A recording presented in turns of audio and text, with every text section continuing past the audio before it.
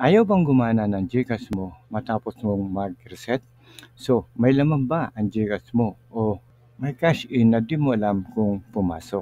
Kung ikaw ay nag-reset, isa ang GCash app sa mga naka-install na siguradong maapektuhan. Pero huwag kang mabahala dahil madali lang maibalik ang GCash account kung sakaling nag-reset ka man ng iyong phone. Pati na rin ang iba pang mga services na ginagamit nyo katulad ng GLoan at GInvest, babalik din lahat ng mga yan. At higit sa lahat ang iyong GCash balance sa iyong GCash wallet. Di rin po mawawala yan at di maaapektuhan, kaya huwag kayong mangamba. So bukod doon, kung may nagpasa din sa inyo ng cash in, huwag ding mabahala dahil papasok din po yan sa ating GCash wallet. Ang mga gagawin natin, step number 1, kailangan natin i-register ang ating phone. So unang-una, kailangan mag-install ulit tayo ng bagong GCash app. Dapat po yung updated, yung pinaka-bago. Okay? So since na nag-reset tayo, walang naka-install, reinstall nyo lang ulit. So mayroon tayong tatlong step na dapat sundin. Number 1, click lang natin yung I want to register this phone. Yung may arrow na yan, yan nasa ilalim. And then step number 2, kailangan mag-selfie.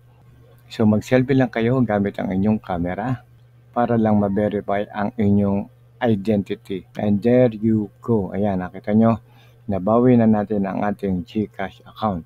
So click lang natin yung dashboard para makita natin. O kaya ay pwede tayong mag-login kung hindi pa kayo naka-login. So try natin mag-login. Ayan, naka-login na tayo. Pati na yung cash in natin na hindi natin nakita before. Ayan, nakita na natin ngayon. Pumasok na rin. So first time ko lang makita yung ating cash in.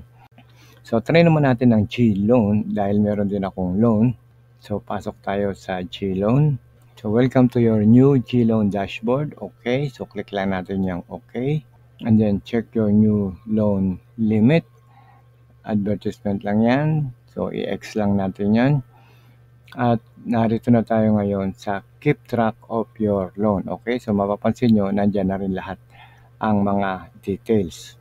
Okay, so yan na yung latest at meron tayong 7K na loan. So kumpleto na, nakita ko na at pasok na rin sa ating dashboard ang GLoan.